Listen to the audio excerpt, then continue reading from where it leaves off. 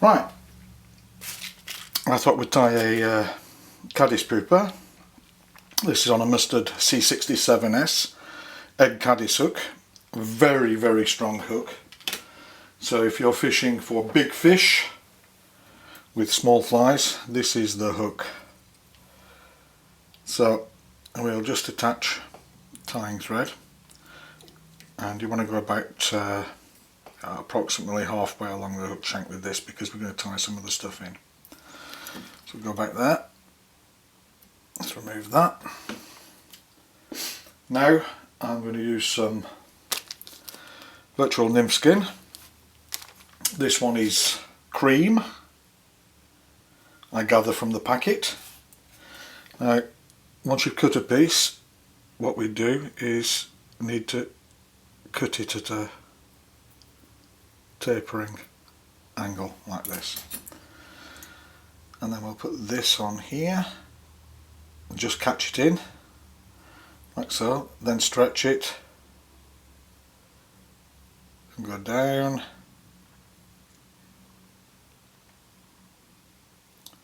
until you're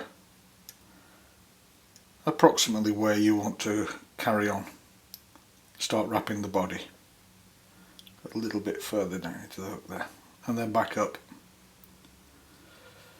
So the tighter you stretch this, the thinner the body will be.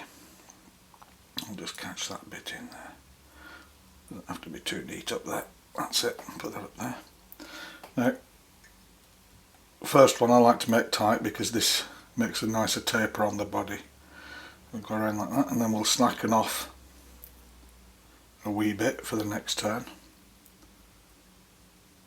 Like that. And as I go up, make the segmenting of the body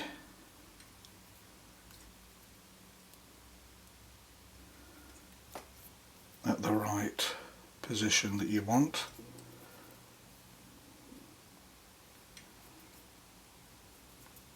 And if you close the segmentation as you go up, the body will get thicker because you build up the underbody. Here we go.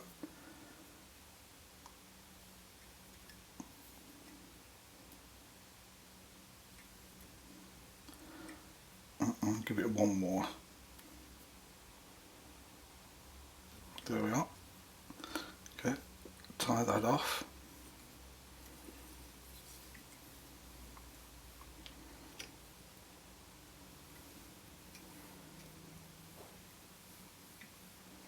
There we are. Now I can get rid of that. Be used for another fly. Now, black permanent marker, I'll just spin that on the back so you can see what's going on. Now, if you colour the back of the pupa from the head to the tail and go a little bit down the sides, you'll get a very nice kind of natural colouring and segmenting of the body.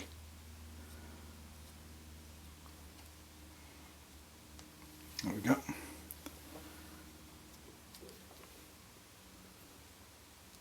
You can see that going on. Alright, now I take some UV2 sparkle yarn. This is absolutely brilliant for making shucks on caddis flies, nymphs, pupas, anything that has a shuck or trailing shuck. Let's just see what that's like. All you need is a small piece. Just open that thread up, there we go.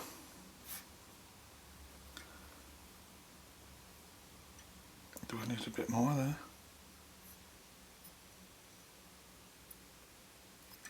Can't see where that's going. There we are. We'll just split that thread like so.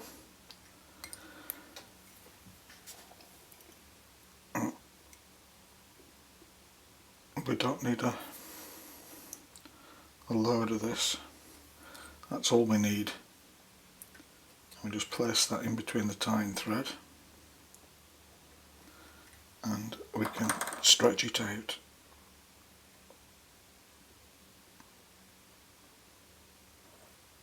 Just like that.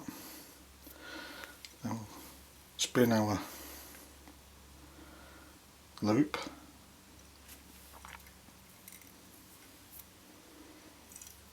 Okay. Take a toothbrush and just brush out the fibres again so they're not all twisted into a thread. There we go, that's more than enough. Now we go back a little into the body and we want these pointing back to the rear of the hook like a splitting shuck on a hatching pupa. There we go. When this material becomes wet, it is absolutely fabulous. Okay. Trim that off a little bit. We can sort that out a little later if we need to. Okay. We'll take 2 pheasant tail fibres. Oops. And we can just measure these a little longer than the body. Place them on top of the hook shank. Tie these in.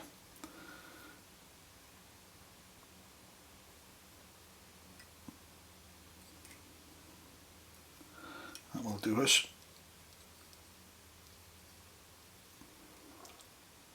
That's all we need so far. Move these. Then here I have a little blend that I make myself. It's a little bit of seal's fur, hare's ear and antron. So once again I need to open the tying thread here to get this proper.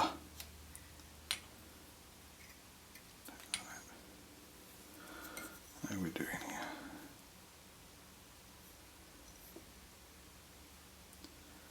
I need to open this. It took a little time to spin it because I spin it the opposite way to close up the last one.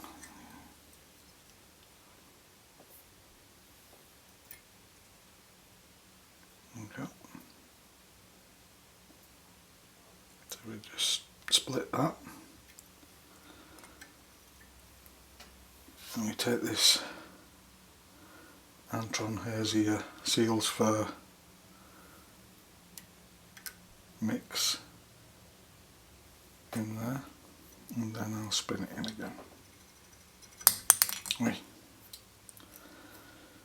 Everything nearly went to pot there. Spread that out a little bit.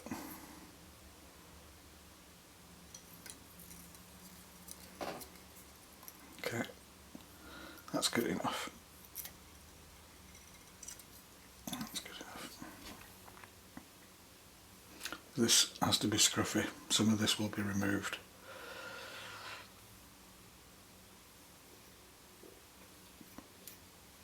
When I brush this out. Okay, looking good. Spin that.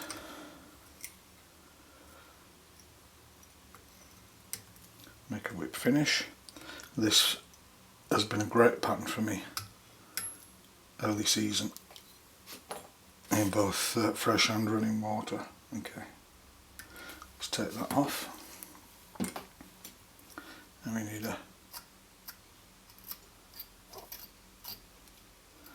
brush just to pull these fibres out the back.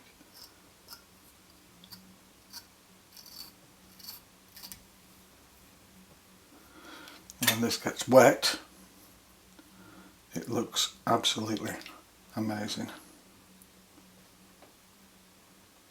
With the shuck,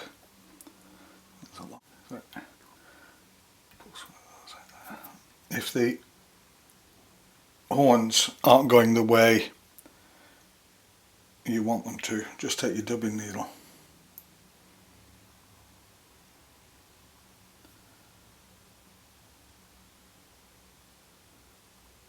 and then pull them back like that. There we go. It's a great little pattern.